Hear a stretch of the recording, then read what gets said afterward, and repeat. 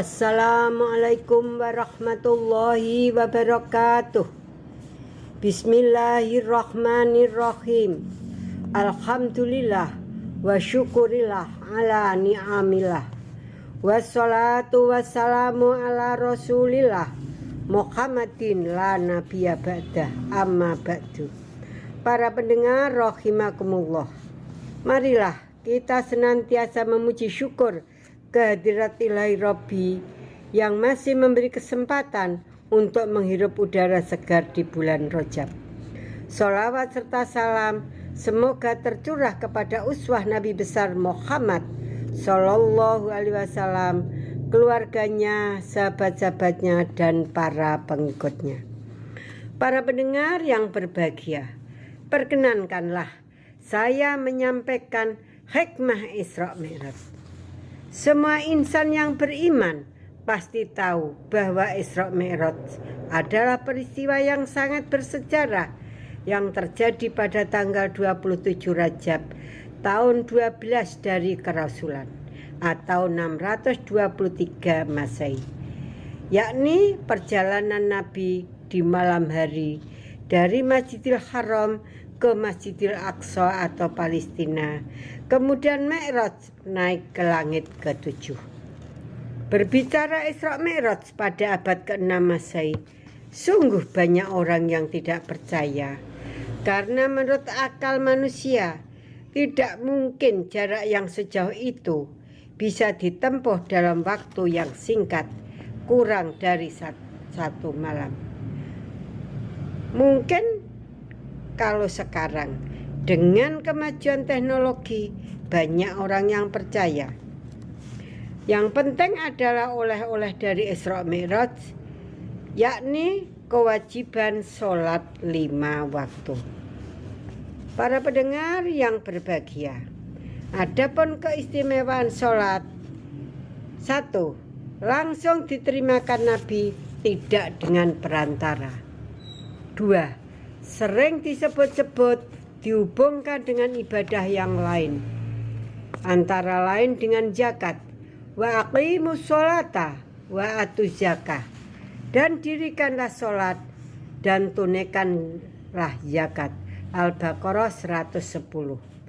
Dengan sabar, wasta'inu bis-sabri was-shalah, dan mintalah pertolongan kepada Allah dengan sabar dan sholat. Al-Baqarah 45. Dengan udhiyah, fasholli li rabbika wanhar, maka dirikanlah sholat karena Tuhanmu dan berkorbanlah. Al-Kautsar ayat 2. Yang ketiga, dihisab yang pertama kali. Keistimewaan yang keempat, dapat mencegah perbuatan keji dan mungkar. Firman Allah surat Al-Ankabut ayat 45. Inna sholata tanha anil fahsya'i wal munkar. Sesungguhnya sholat itu mencegah dari perbuatan-perbuatan keji dan mungkar. Para pendengar yang dirahmati Allah, marilah kita introspeksi. Kalau kita masih suka berbuat yang tidak baik, masih suka ghibah, ujub, iri, dan lain-lain, maka berarti sholat kita belum baik. Mungkin disebabkan wudhu kita kurang sempurna, rukuk dan sujud tidak tumakninah, atau belum khusyuk. Allah berfirman dalam surat Al-Mu'minun ayat 1-3. A'udzu billahi minasyaitonir rajim. Qad aflahal mu'minun alladzina hum fi sholatihim khashi'un walladzina hum 'anil lagwi mu'ridun. Sesungguhnya beruntunglah orang-orang yang beriman, yaitu orang-orang yang khusyuk dalam sholatnya, dan orang-orang yang menjauhkan diri dari perbuatan dan perkataan yang tiada berguna.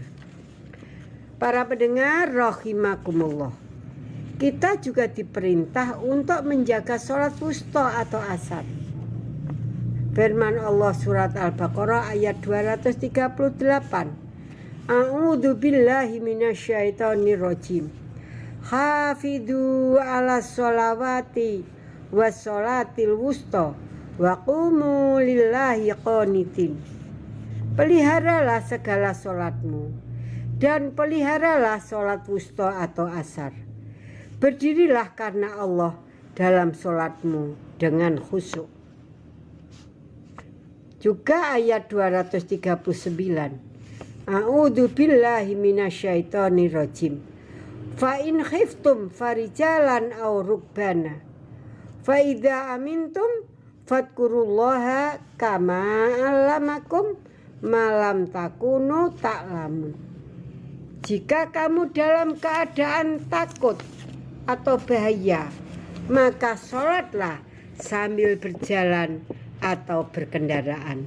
Kemudian apabila kamu telah aman, maka sebutlah Allah.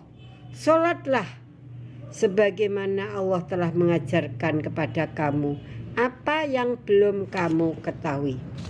Ayat di atas memerintahkan menjaga sholat asar karena yang sering diende-ende nanti dan nanti. Karena pentingnya sholat, sekalipun dalam keadaan perang tidak boleh meninggalkan sholat, maka boleh sholat dengan berjalan maupun di kendaraan dengan sebisanya walaupun tidak menghadap kiblat. Tetapi setelah keadaan aman, hendaklah seperti yang diajarkan, maksudnya menurut kaifiyah sholat. Para pendengar yang dirahmati Allah, demikianlah yang dapat saya sampaikan. Ada kesalahan dan khilaf, mohon maaf. Semoga ada manfaatnya. Nasru minallah wa fathun qarib. Wassalamualaikum warahmatullahi